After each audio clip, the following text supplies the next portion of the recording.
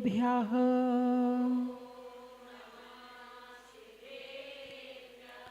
तीनी भुवन में सार वीतराग विज्ञानिता। शिव स्वरूप शिविकार नमः त्रियोगी संहारिके। बोले खजराट श्री आदिनाथ भगवान। जयपुर वालों की थोड़ा सा बढ़ाना। बोलिए सोनागिर के चंद्रप्र भगवान की। आ गई। बोलिए भूगर्भ से प्रकटित अतिशयकारी जहाज मंदिर में विराजमान श्री मुनि सुब्रतनाथ भगवान की। चिंतामणि श्री पार्श्वनाथ भगवान की। विश्ववंदी श्री महावीर भगवान की। जिनवाणी माता की।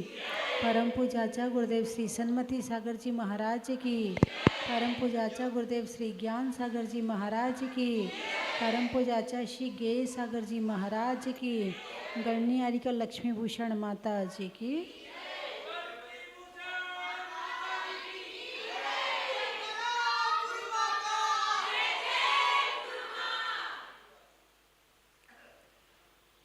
धर्म स्नेही बंधुओं, सकल कर्मते रहित अवस्था। कैसी अवस्था? सकल कर्मते रहित अवस्था। कर्म क्या है? अरे बोलिए ना, कर्म क्या है? जानते तो हो आप लोग? नहीं जानते कर्मों को? कहाँ रहते हैं? अच्छा ये तो बता दो, कहाँ रहते हैं? किसके पास रहते? पड़ोस में रहते हैं, दुश्मन के घर में रहते हैं, भगवान के पास में रहते हैं, संतों के पास रहते? कहाँ रहते हैं कर्म? हर संसारी जीव के पास में रहते हैं। अच्छा कर्म किसे कहते हैं? आपने बचपन में स्कूल में पढ़ा होगा ना, कर्ता कर्म क्रिया।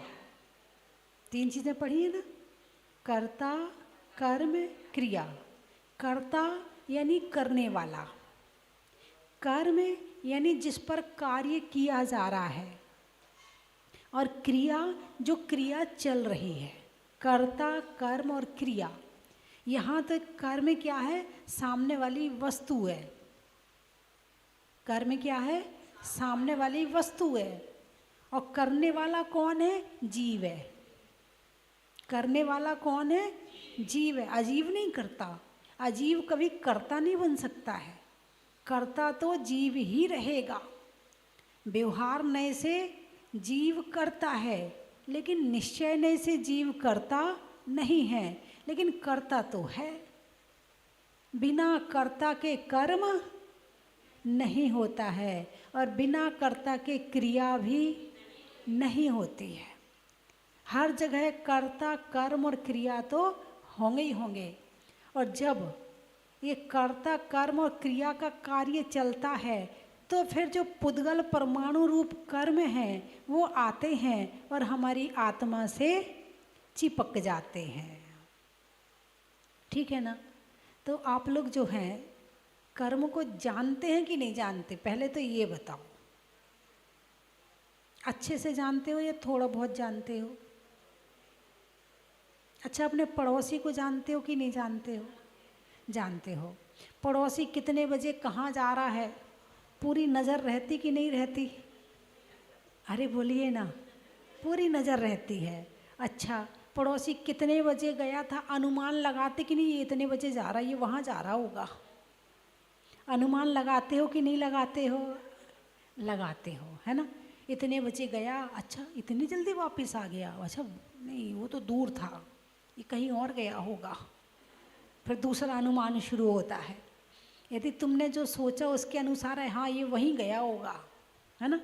सामने वाले ने कब सोने का हार खरीदा? अच्छा सोने का हार भी खरीद लिया, कंगन भी आ गए इसके घर में। अच्छा कहाँ से आ रहा है इतना पैसा? कहीं ना कहीं 2 नंबर का काम तो कर ही रहा होगा। अरे बोलिए ना, ऐसे विचार आते कि नहीं आते? अच्छा, साड़ी भी आ गई इसके घर में, नई साड़ी 10,000 वाली। हाँ, जरूर कहीं कुछ गड़बड़ घोटाला है, कोई गड़ा धन मिल गया इसको। अच्छा, सोफा सेट भी नया वाला आ गया। अच्छा, पलंग भी चेंज हो गया इनके घर का। यानी उसको जितना हिसाब नहीं पता होगा उतना हिसाब तुम रखते हो उसका। पूरी खोज चलती है। क्या चलती है?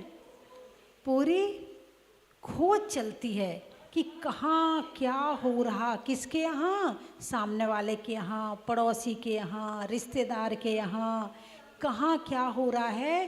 पूरी खोज पूरी अच्छी तरह से चलती है। चलती कि नहीं चलती? अच्छा, ठीक है। कर्म कहाँ रहते हैं? हमारी आत्मा में। कहाँ रहते हैं? हमारी आत्मा में। जब तक वो हमारी आत्मा से ना चिपके तब तक उसका नाम कर्म नहीं। जब तक वो हमारी आत्मा से ना चिपके तब तक उसका नाम कर्म नहीं, सामान्य पुद्गल है। और जब वो हमारी आत्मा से चिपक गया तो जीव के साथ चिपक के फिर वो भी उत्पाद मचाने लगता है, वो भी फल देने लगता है, उसके अंदर भी शक्ति आ जाती है, वो भी अपना असर दिखाने लगता है। और जब तक कर्म, एक नारियल रखा है, ठीक है, अब ये नारियल यहाँ पर क्या कर रहा है? कुछ कर सकता है क्या? अपने आप उठ के वहाँ भगवान के चरणों में चढ़ सकता है क्या? नहीं चढ़ सकता। ये बादाम अपने आप चढ़ सकती है क्या? नहीं चढ़ सकती। कौन चढ़ाएगा? ये क्रिया कौन करेगा? क्रिया करने वाला कौन है? हैं? मनुष्य। आप मनुष्य हैं। हाँ, वैसे देखा जाए तो जितने संसारी जीव हैं, चाहे वो चींटी हो, तो चींटी भी कर्ता कर्म क्रिया के आधार पर ही चल रही है। अब उसे खुशबू आ गई कि इस डब्बे में मीठा रखा है, अब चल दी वो, ठीक है। अब किस लिए जा रही है? खाने के लिए जा रही है। जा कौन रही है? चींटी। खाने वाला कौन है? चींटी। खाएगा कौन? चींटी। किसके द्वारा खाएगी? शरीर के द्वारा खाएगी, है ना। क्या खाया जा रहा है? मीठा खाया जा रहा। कर्ता कर्म क्रिया, इसमें भी लगा लो। और जैसे ही हम कर्ता कर्म क्रिया के चंगुल में फंसे वैसे ही कर्म आया। अब वो क्रिया कुछ भी हो सकती है, खाने की, पीने की, सोचने की, है काम करने की, रसोई बनाने की, दुकान चलाने की, नोट गिनने की, सोना खरीदने की, चांदी खरीदने की, विचार करने की, पड़ोसी के विषय में सोचने की, कुछ भी क्रिया हो, कुछ भी हो, हर क्रिया, हर कर्म से कर्म आता है। कर्म से कर्म आता है। क्या? 3 शब्द हैं, यदि आप जानते हो तो। ज्ञाता, ज्ञान और ज्ञेय। सुना आपने? ज्ञाता, ज्ञान और ज्ञेय। कर्ता, कर्म, क्रिया, बस यही समझ लो। ज्ञाता मैं, जीव, आत्मा। ज्ञान जिसके द्वारा जाना जा रहा है। ज्ञेय जिसको जान रहा है। जैसे आप अभी हमें जान रहे कि नहीं जान रहे? जान रहे हो, तो हम क्या हो गए? ज्ञेय। हम क्या हो गए? ज्ञेय, ठीक है। किसके द्वारा जान रहे हो? ज्ञान के द्वारा। किसके द्वारा जान रहे हो? ज्ञान के द्वारा। तो और कौन जान रहा है? तुम जान रहे हो। तुम कौन हो? ज्ञाता। तुम कौन हो? ज्ञाता। ज्ञाता ने ज्ञान के द्वारा ज्ञेय को जाना। कैसे जाना? राग से जाना, मोह से जाना, द्वेष से जाना, ईर्ष्या से जाना, क्रोध से जाना। कौन सी कषाय के साथ में जाना या बिना कषाय के जाना? बिना कषाय के तो मामला है ही नहीं है। हाँ, ऐसा हो सकता है कि कषाय कम हो, मंद हो, लेकिन बिना कषाय के तो हो ही नहीं सकता है। यदि बिना कषाय के कोई है तो वो हमारे भगवान बैठे हैं। ये अपने केवल ज्ञान के द्वारा हमें जान रहे हैं, लेकिन जानने के बाद भी ना क्रोध, ना मान, ना माया, ना लोभ, ना हास्य, ना रति, अरति, शोक, भय, जुगुप्सा, स्त्रीवेद, पुरुषवेद, नपुंसकवेद, राग, द्वेष, मोह, इन सब से रहित होकर के जान रहे हैं। जान तो रहे, जानते हम भी हैं, जानते वो भी हैं, लेकिन हम कषायों के साथ जानते हैं तो वो बंध का कारण होता है, और वो कषाय रहित होकर जानते हैं तो वो बंध का कारण नहीं होता है। यदि जानने से कर्म बंध होता तो फिर सबसे ज़्यादा कर्म बंध सिद्ध भगवान को होना चाहिए था, क्योंकि उनके केवल ज्ञान में तीनों लोक झलक रहा है। तुम क्या जानते हो? अपने शहर वालों को, अपने गांव वालों को, अपने अड़ोसी पड़ोसी को, अपने रिश्तेदार को, इससे ज़्यादा क्या जानते हो? थोड़ा बहुत जान लेते कि दिल्ली में क्या हो रहा है, विदेश में क्या हो रहा है, कहाँ कौन सी बड़ी मीटिंग चल रही, कहाँ कौन सी छोटी मीटिंग चल रही है, थोड़ा और जान लो। और जानने के लिए आपने अखबार का सहारा लिया, आपने टीवी का सहारा लिया, लेकिन भगवान तो तीनों लोगों की, तीनों कालों की एक साथ जान रहे हैं, लेकिन उनको कर्म बंध नहीं हो रहा है और हमें कर्म बंध हो रहा है। क्यों हो रहा है? क्योंकि हमारे जानने में राग और द्वेष है, हमारे जानने में राग और द्वेष है, और उनके जानने में राग द्वेष नहीं है। जानना हमारा स्वभाव है, लेकिन राग द्वेष के साथ में जानना विभाव है।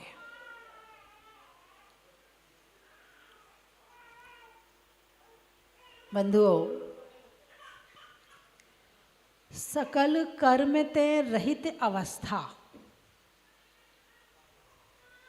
सकल यानी संपूर्ण कर्म। कौन से कर्म? द्रव्य कर्म, भाव कर्म, नौ कर्म। द्रव्य कर्म के कितने भेद हैं? ज्ञानावरण, दर्शनावरण, वेदनीय, मोहनीय, आयु, नाम, गोत्र और अंतराय, ये द्रव्य कर्म है। कैसे आते हैं ये द्रव्य? भाव बनाते हैं तो द्रव्य कर्म आता है। फिर द्रव्य कर्म के उदय में नौ कर्म की प्राप्ति होती है। नौ कर्म यानी शरीर, नौ कर्म यानी धन, नौ कर्म यानी मकान, नौ कर्म यानी पैसा, नौ कर्म यानी भोजन, नौ कर्म यानी जो कुछ दिख रहा है वो तो मैंने एक दिन और बताया था, हार्डवेयर और सॉफ्टवेयर, है ना।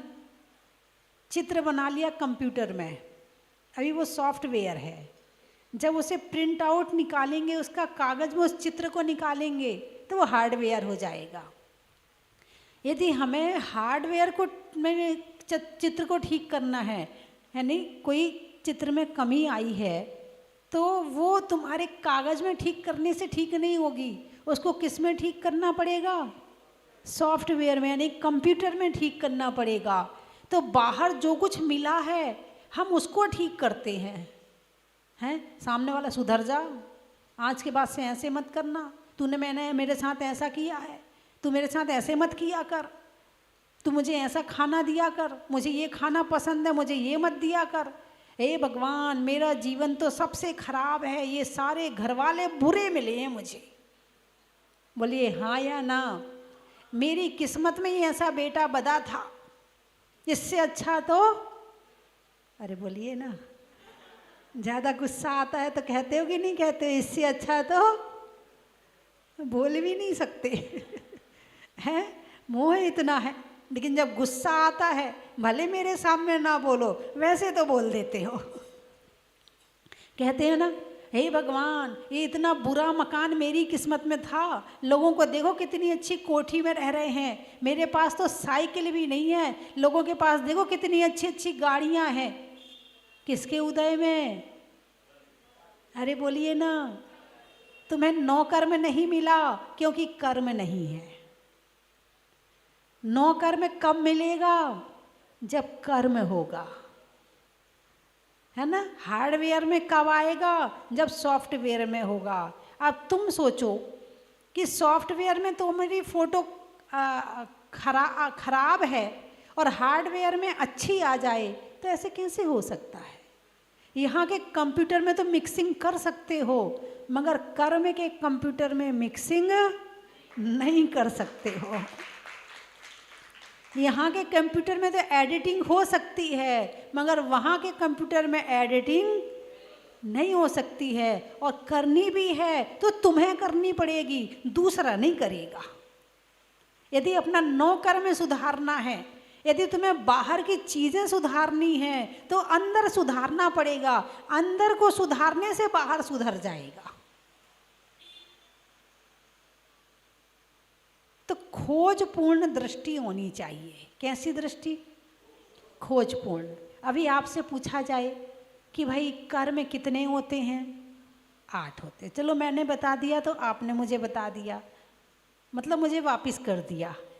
अब यहाँ से बाहर निकलने के बाद आप लेके थोड़ी जाओगे, मुझे वापस कर दिया ना। माता जी ने बताया तो माता जी अपना ले लो, हमें क्या करना है। हम भले, हमारा घर भला, हमारी गृहस्थी भली, हमें क्या करना, हमें अपने घर से फुर्सत नहीं। आप कर्मों की बात करती हो। घर में इतनी परेशानियां, इतने संकट है, इतना सब कुछ है, हम इनसे नहीं निपट पाते। आपकी बातें कहाँ याद रखें माता जी?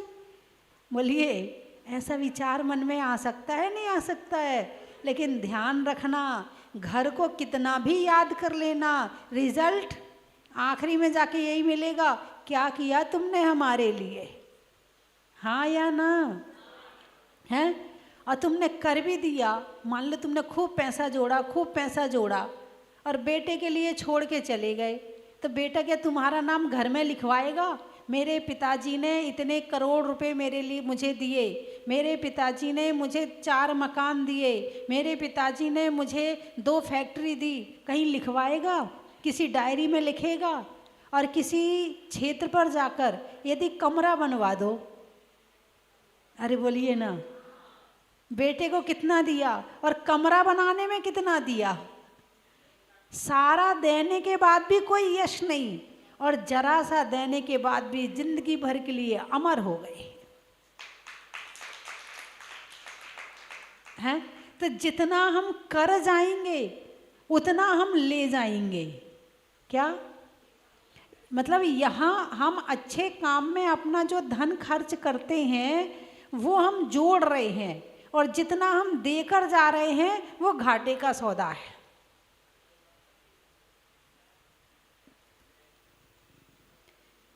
तो खोजपूर्ण दृष्टि होनी चाहिए।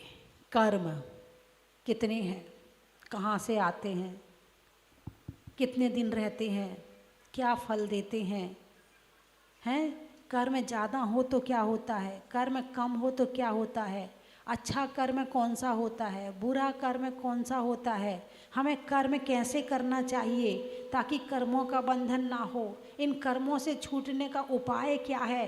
खोजी बुद्धि। कौन सी बुद्धि? आपके पास में ऐसा नहीं कि खोजी बुद्धि है, नहीं है, खोजी बुद्धि आपके पास में है, लेकिन इस बुद्धि को आप भोजन में लगा रहे हैं। आज एक्सपेरिमेंट करके देखते हैं, इसमें ये डालेंगे तो ये कैसे बनेगा, इसमें ये नई चीज़ डालेंगे तो ये कैसे बनेगा, चल मोबाइल में सर्च करके देखते हैं ये कैसे बनता है ना। खोजी बुद्धि है तो सही आपके पास। घर में रहते हैं तो कपड़े पहन के देखते हैं, कपड़े पहनेंगे फिर आईने के सामने खड़े होंगे, देखो कैसे लग रहे, इस कपड़े में कैसे लग रहे, इस बाल की स्टाइल में कैसे लग रहे। घर में अकेले रहते हो तो क्या करते हो? अब आप कहोगे माता जी आपको कैसे पता है? बस आप ही लोग तो आके कोई कोई मुझे बता देता है, नहीं तो मुझे कैसे पता चलता।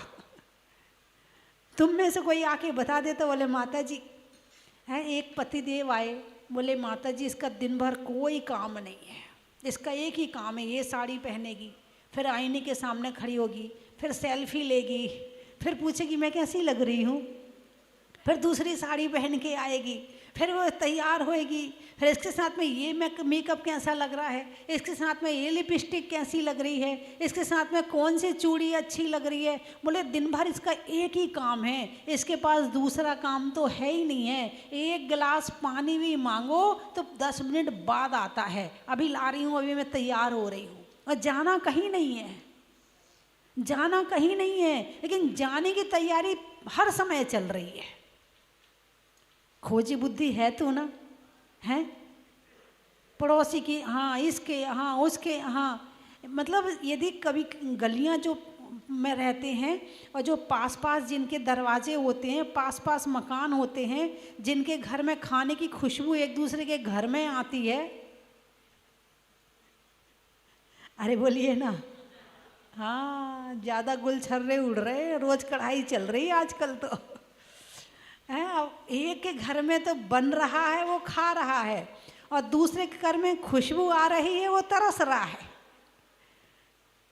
और कोई किसी को सुखी नहीं देख सकता। ये बड़ी विडंबना है। यहाँ पर अपने दुख से कोई दुखी नहीं है, सामने वाले के सुख से दुखी हैं। उससे घर में गाड़ी कैसे आ गई? यदि दो भाई हैं और एक भाई के यहाँ गाड़ी आ गई, जब तक दूसरे भाई के यहाँ नहीं जाएगी, उसकी पत्नी जान खा जाएगी उसकी पति की। चाहे उधार लेके लानी पड़े, चाहे हर महीने किस्त चुकानी पड़े, चाहे कुछ भी करना पड़े, गाड़ी होनी चाहिए मेरे घर के सामने। मेरी जेठानी के घर के सामने गाड़ी खड़ी, गाड़ी तो मुझे चाहिए, चाहे कुछ भी हो। उसने सोने का हार खरीदा है तो मुझे भी चाहिए। अच्छा, महिलाएं बैठी हैं, मुझे एक बताओ, सोना चांदी से तुम्हारी कीमत है या पति से तुम्हारी कीमत है? अरे बोलिए ना। अच्छा, सोने चांदी के लिए पति को दुखी कर सकती हो या पति के लिए सोने चांदी को छोड़ सकती हो? देख लो, देख लो। अच्छा, सीता जंगल में गई थी, किसके साथ? राम के साथ। सुखी थी कि नहीं सुखी? सुखी थी। उसके पास सोना नहीं था, उसके पास चांदी नहीं थी, उसके पास हार नहीं थी, उसके पास ज्वेलरी नहीं थी, अच्छे अच्छे कपड़े नहीं थे, उसके पास महल नहीं था, उसके पास मकान नहीं था, कुछ नहीं था उसके पास। क्या था? पति साथ था। क्या था? पति साथ था। और एक महिला है, शादी हुई अभी 1 साल हुए हैं, और खूब बड़े घर में उसकी शादी हुई है, खूब सोना है, किलो सोना है उसके पास, 2-5 किलो सोना है, बढ़िया कोठी है, बढ़िया गाड़ी है, बढ़िया सब कुछ है उसके पास में। अकेले उसका पति खत्म हो गया। अब बताओ कौन सुखी है? जो जंगल में पति के साथ बिना सुविधा के, बिना सोने चांदी के है, वो सुखी है, या जिसके पास में सोना चांदी, कोठी बंगला गाड़ी है, वो सुखी है मगर पति नहीं है? जो जंगल में है वो। लेकिन कितनी महिलाएं हैं जो डायमंड सेट के लिए, सोने के हार के लिए, साड़ियों के लिए अपनी पति को परेशान करती हैं। अरे बोलिए ना। है मकान में यदि किचन ना बने ढंग की, फिर देखो जितनी देर रोटी बनेगी उतनी देर पति को बद्दुआ दी जाएगी। 10 बार कहा ऐसा नल लगा दो, 10 बार कहा ऐसी किचन बनवा दो। दिन भर भौंकते रहो इनके सामने, इनके कान पे तो जुआ नहीं रेंगता है, जब देखो तब पता ही नहीं क्या करते रहते हैं। मेरी तो सुनते नहीं है, दिन भर बद्दुआ देगी अपने पति को यदि उसकी किचन अच्छी नहीं होगी। अब किचन ज़्यादा अच्छी चाहिए या पति चाहिए आपको?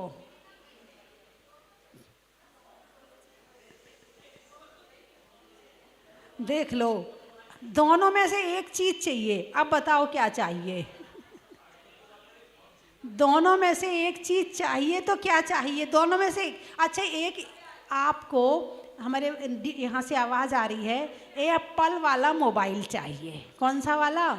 एप्पल खाने को ना मिले तो चल जाएगा क्या? एप्पल खाने को ना मिले तो चल जाएगा, लेकिन एप्पल वाला मोबाइल ना मिले। यदि ये जन्मदिन निकला है तो अगले जन्मदिन की तैयारी अभी से शुरू हो जाती। देख लो जी, अगले बार एप्पल वाला मोबाइल दिलवाना है, इस बार जन्मदिन में तो दिया नहीं आपने, अगले बार मैं मानने वाली नहीं हूँ, चाहे कुछ भी हो जाए, मुझे मोबाइल तो चाहिए चाहिए। बोलिए हाँ या ना? अब वो पति को पता है कि तुम्हारी डिमांड पूरी नहीं करने से उसे कितना कष्ट होता है। वो किसके लिए कमा रहा है? तुम्हारे लिए। वो किसके लिए मेहनत कर रहा है? तुम्हारे लिए। और नहीं पूरी कर पाता है, उसे वेदना है कि नहीं है? है। उसे तो स्वयं तो वेदना है और डबल वेदना तुम देती हो। तो कितनी महिलाएं आज नियम लेती हैं कि अपने पति पर सिर्फ आप कह दोगी कि ये चीज़ चाहिए है, अब उसकी जिम्मेवारी वो लाए और ना लाए। तो कितनी महिलाएं हैं जो उस पर गुस्सा नहीं करेंगी सामान के लिए, जो उस पर गुस्सा नहीं करेंगी खाने के लिए कि मुझे होटल ही लेके चलो, मुझे यहीं लेके चलो, मुझे उसी होटल में खाना। कितनी महिलाएं हैं जो नियम ले रही हैं आज? हाथ उठाकर बताएं।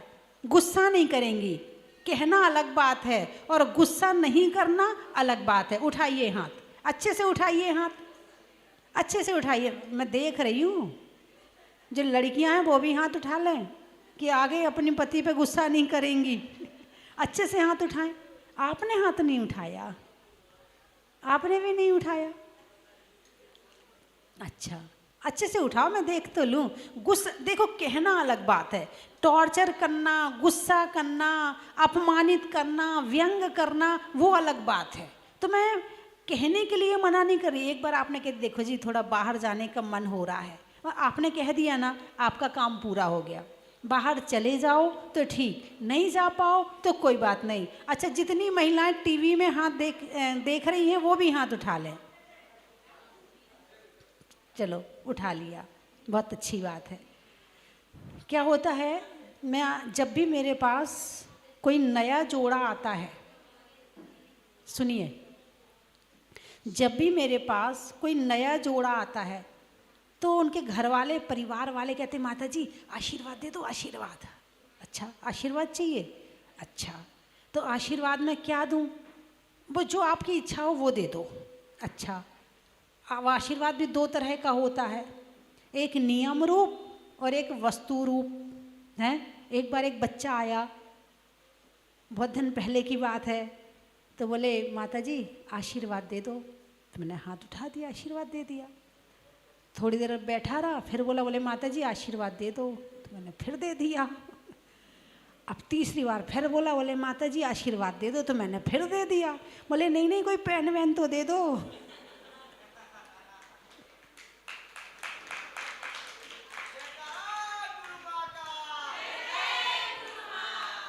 एक आशीर्वाद होता है नियम रूप, माता जी कोई अच्छा सा आशीर्वाद दे दो, कोई मंत्र दे दो कि जाप करूं उसकी, कोई अच्छा सा नियम दे दो कि उसका पालन करूं मैं। एक आशीर्वाद ये भी होता है।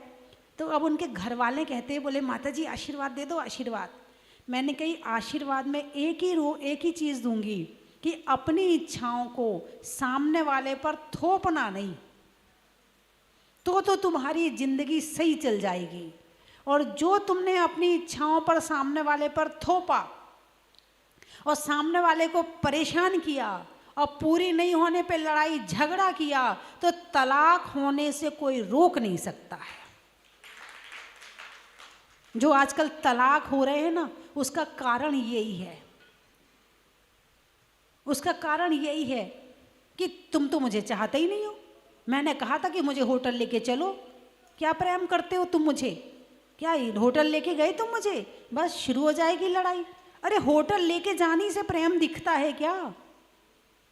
लेकिन आजकल के प्रेम में दिखावे की ज़रूरत पड़ रही है। होटल लेके जाता हो, घुमाता हो, फिराता हो, आइसक्रीम खिलाता हो तो प्रेम करता है, और नहीं करता हो तो तुम तो हमसे प्रेम ही नहीं करते हो। मतलब आजकल की जो क्वालिटी है प्रेम की, वो इन चीज़ों से दिखती है। अरे बोलिए ना, तो पहले की महिलाओं को उनके पति होटल नहीं ले जाते थे तो क्या वो प्रेम नहीं करते थे? एक माँ अपने बच्चे को होटल नहीं ले जाती है, कहती है बेटा घर का बना खाना खाना, मैं तुझे शुद्ध बना के खिलाऊंगी, मैं तुझे अच्छा खिलाऊंगी। तो क्या अपनी माँ अपने बेटे से प्रेम नहीं करती है? अरे बोलिए ना, ज़्यादा प्रेम करती है। क्या करती है? ज़्यादा प्रेम करती है। पत्नी कहती है देखो जी होटल नहीं जाना, जो कुछ बनाना है मैं ही घर में बनाऊंगी, बाहर का खा खा के बीमार नहीं होना है।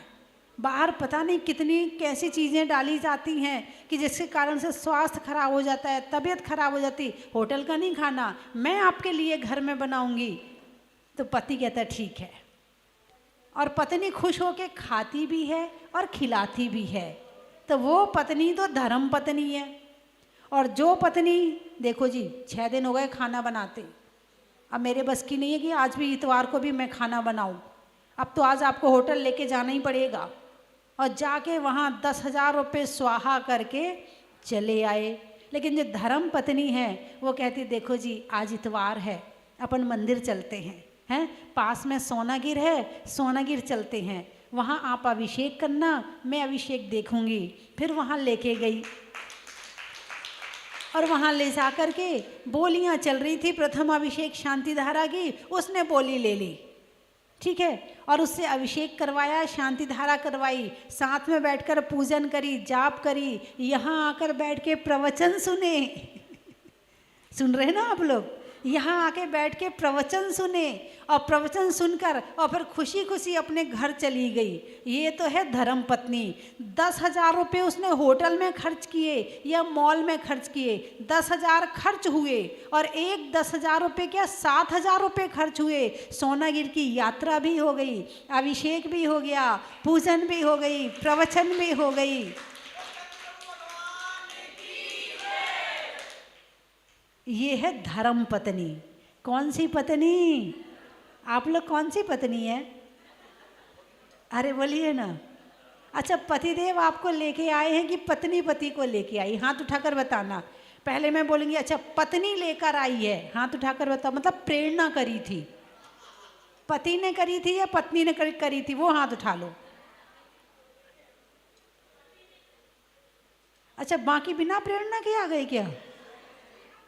कोई आपको उठा के रख के ले आया क्या? अच्छा, दोनों ने एक दूसरे से कहा था चलो सोनागिर चलते हैं, है ना? बहुत अच्छी बात है। तो बंधुओं, बात चल रही है सकल कर्म ते रहित अवस्था। तो खोज पूर्ण दृष्टि, कर्मों को खोजो, कर्मों को खोजे कौन सा कर्म अच्छा है और कौन सा कर्म बुरा है। कई बार तो लड़का जो है ना लड़की देखने के लिए जाता है, लड़की कहती देखो जी मैं होटल में नहीं जाऊंगी, वैसे तो प्राय जाती हैं, फिर भी कुछ अच्छी लड़कियां हैं जो इस तरह की अभी भी हैं। देखिए जी मैं होटल में नहीं जाऊंगी, मैं रात को नहीं खाऊंगी, मैं मंदिर रोज़ जाऊंगी, मैं पूजा रोज़ करूंगी। तो जो यदि ज़्यादा मॉडर्न लड़का होगा, नहीं करना मुझे इससे शादी, ये तो भक्तन बनी बैठी रहेगी मंदिर में, नहीं करना मुझे इससे शादी, मुझे तो ऐसी चाहिए जो डिस्को मेरे साथ जाए, जो पार्टी में मेरे साथ जाए, शराब पिए मेरे साथ, सिगरेट पिए मेरे साथ, ऐसी लड़की चाहिए मुझे। पाप कर्म का उदय है। पहली बात तो खुद नहीं कर रहा है और दूसरी बात धर्मात्मा लड़की मिल रही है तो वो उसको ठुकरा रहा है, उसके पाप कर्म का उदय है। और कुछ लड़के ऐसे होते हैं तो लड़कियां मॉडर्न होती हैं, मुझे तो ऐसा लड़का चाहिए, मुझे तो वैसा लड़का चाहिए। अच्छा, व्यापारी नहीं चाहिए मुझे तो सर्विस वाला चाहिए। व्यापारी होगा तो घर में रहेगा, सास रहेगी वहाँ, ससुर रहेंगे वहाँ, देवर रहेगा वहाँ मेरी नंद रहेगी। मैं नहीं सबके साथ, मैं नहीं किसी का काम कर सकती, नहीं मैं किसी के लिए इतनी रोटियाँ बना सकती। मुझे तो ऐसा लड़का चाहिए जो जॉब करता हो। अब देख लिया जॉब वाला लड़का, अब जॉब कोई पक्की तो होती नहीं है और सरकारी लड़का ढूंढने के लिए 1 करोड़ खर्च करना पड़ेंगे। मतलब कीमत है, रेट चल रहे हैं कि सरकारी जॉब वाला लड़का इतने में, प्राइवेट जॉब वाला लड़का इतने में, इतनी सैलरी वाला लड़का इतने में, व्यापारी लड़का इतने में। सबसे कम कीमत किसकी है? हाँ, क्योंकि स्वच्छंदता नहीं मिलती वहाँ पर। जबकि यदि आप व्यापारी वाले घर में रहती हैं तो व्यापार में संभावनाएं ज़्यादा हैं, दान की संभावनाएं हैं, तीर्थ की संभावनाएं हैं, धर्म की संभावनाएं हैं। लेकिन जो जॉब वाला है बंधी बंधाई तनख्वाह आएगी और जॉब कब चली जाए फिर टेंशन करते बैठना। माता जी 1 साल हो गए, इनकी जॉब छूट गई थी, जॉब नहीं मिल रही, नहीं 1 साल हो गए, हम लोग बहुत परेशान हैं माता जी, आप बैठे रहो जॉब के भरोसे। और व्यापारी होगा तो व्यापारी में बुद्धि भी ज़्यादा होती है, सहनशीलता भी ज़्यादा होती है। हाँ, व्यापारी बहुत दिमागी आदमी होता है, हर कोई व्यापार नहीं कर सकता है, पेशेंस बहुत होता है। तो इसीलिए ये मत देखो, धर्म जहाँ मिले वो काम करो, क्योंकि सुखी करने वाला कौन है? धर्म। दुखी करने वाला कौन है? अधर्म। तो शुभ कर्म और अशुभ कर्म, आपको मौका कहाँ ज़्यादा मिल रहा है, इस बात का ज्ञान करके उस मार्ग पर आगे बढ़ो। तो समझना हमारी जो खोजी बुद्धि है वो सही जगह है, और वरना इस बुद्धि का दुरुपयोग कितना भी कर लेना, मिली है, यदि दुरुपयोग करोगे तो अगले जन्म में नहीं मिलेगी, है ना। एक किसी घर में यदि धनवान घर में बुद्धिहीन बच्चा पैदा हो जाए तो आप क्या कहोगे, किसके पाप कर्म का उदय है? सबसे पहले तो उस बच्चे के पाप कर्म का उदय है। धन मिल गया, पैसा मिल गया, कोठी गाड़ी बंगला सब कुछ मिल गए, मगर भोगने की बुद्धि क्यों नहीं मिली? क्योंकि उसने पिछले जन्म में दान दिया था, तो धन तो मिल गया, लेकिन बुद्धि से धर्म नहीं किया था। ध्यान नहीं करा, सामायिक नहीं करी, पूजा नहीं करी, प्रवचन नहीं सुने, बुद्धि से धर्म नहीं किया, इसलिए बुद्धि नहीं मिली। जिससे अच्छा काम करोगे वो चीज़ मिल जाएगी, और जिससे नहीं करोगे वो चीज़ अगले जन्म में मिलने वाली नहीं है। इसलिए ज्ञान ध्यान ये भी जरूरी है, सट आवश्यक है ना। देव पूजा, गुरु उपासना, स्वाध्याय बुद्धि का काम आ गया, संयम शरीर का काम आ गया, तप शरीर का काम आ गया, त्याग है ना, तप और दान, धन का काम आ गया। दान सबसे बाद में है, सबसे पहले देव पूजा है, मन पवित्र करो, गुरु की सेवा करो, फिर स्वाध्याय करो। ये करने के सबसे लास्ट में आया है दान, और आज सबसे पहले नंबर पे पूजा नहीं करी। मैं हमसे नहीं होती पूजा, पैसा ले लो हमसे, अरे हमसे स्वाध्याय नहीं होता है, हमसे शास्त्र छपवा लो। बोलिए हाँ या ना? अरे बीज तो अपने लिए बो रहे हैं, किसी और के लिए थोड़ी बो रहे हैं, है ना। अरे बोलिए ना, आपको मेरी बात समझ में आ गई? अरे जोर से बोलिए, आ गई? ठीक है, फिर समाप्त करूं। अब समझ में आ गई तो फिर क्या बोलना है। आज के बाद से आप शुभ कर्म ज़्यादा करेंगे, अशुभ कर्म कम करेंगे। और आज आपने जो नियम लिया है कि घर की वस्तुओं के लिए, कपड़ों के लिए, सोने के लिए अपने पति को परेशान नहीं करेंगे, ये आपके घर में शांति का बहुत बड़ा उपाय है। लोग मंत्र मांगते हैं कि कोई अच्छा सा मंत्र दे दो घर में शांति हो जाए, इससे बड़ा मंत्र नहीं है दुनिया में।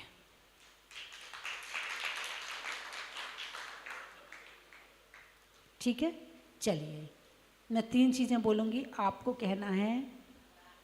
अरे बोलिए ना, बड़ा ही महत्व है। लेने में दीक्षा का, अब 3 चीज़ बोलूँगी, थोड़ा बेस बढ़ाओ। लेने में दीक्षा का, नहीं मांगने में भिक्षा का, और रोकने में इच्छा का। प्रभु के दर का, पक्षी में पर का, और सुधारने में सॉफ्टवेयर का, स्वभाव में नर्म का, भोजन में गर्म का, और जीवन में धर्म का। हिंदी में मात्रा का, स्कूल में छात्रा का, आपकी तीर्थ यात्रा का। सलाइयों में सूजा का, मिठाइयों में गूजा का, भगवान की पूजा का। रहने में मकान का, व्यापारियों में दुकान का, और देने में दान का। फलों में फूट का, नारियल में जूट का, और सोनागिर में बनने वाले सहस्त्र कूट का। पर्वत पर झरने का, कर्म के हरने का, और सहस्त्रकूट में एक एक प्रतिमा विराजमान करने का। अब बताओ कहाँ कहाँ से आए? पोहरी, अच्छा। छोड़ने में हरी का, बैठने में दरी का, और आने वालों में पोहरी का। बड़ा ही महत्व है। पोहरी, अच्छा। गौनेर, जंगल में शेर का, फलों में बेर का और आने वालों में गौनेर का। बड़ा ही महत्व है।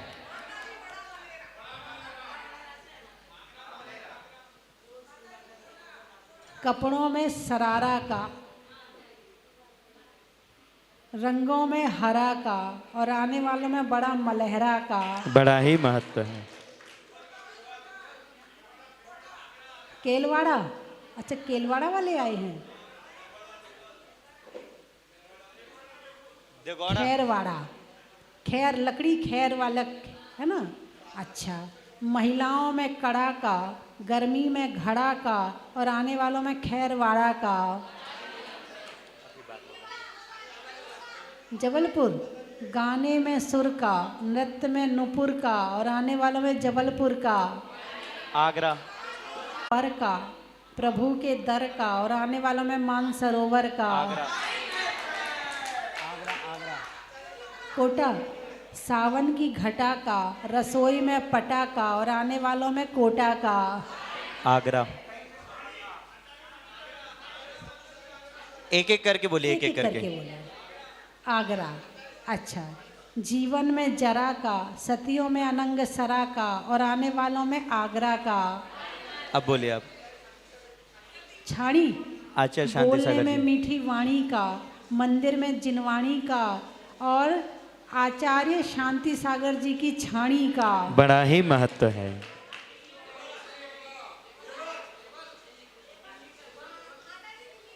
दिल्ली, हाँ दिल्ली वाले बैठे हैं। त्रियंचों में बिल्ली का, सामान रखने में झिल्ली का और आने वालों में दिल्ली का। बड़ा ही महत्व है। गुवाहाटी, गुवाहाटी, धरती में चीटी का, राजस्थान में दाल बाटी का और आने वालों में गुवाहाटी का। शाहगढ़, वृक्षों में बड़ का, बड़ की जड़ का और आने वालों में शाहगढ़ का। केसरिया जी। गर्मी में शिकंजी का, पैसों में पंजी का और आने वालों में केसरिया जी का। बड़ा ही महत्व है। देवल, देवल। अच्छा, पानी में बवल का, आवा, होने में धवल का और आने वालों में देवल का।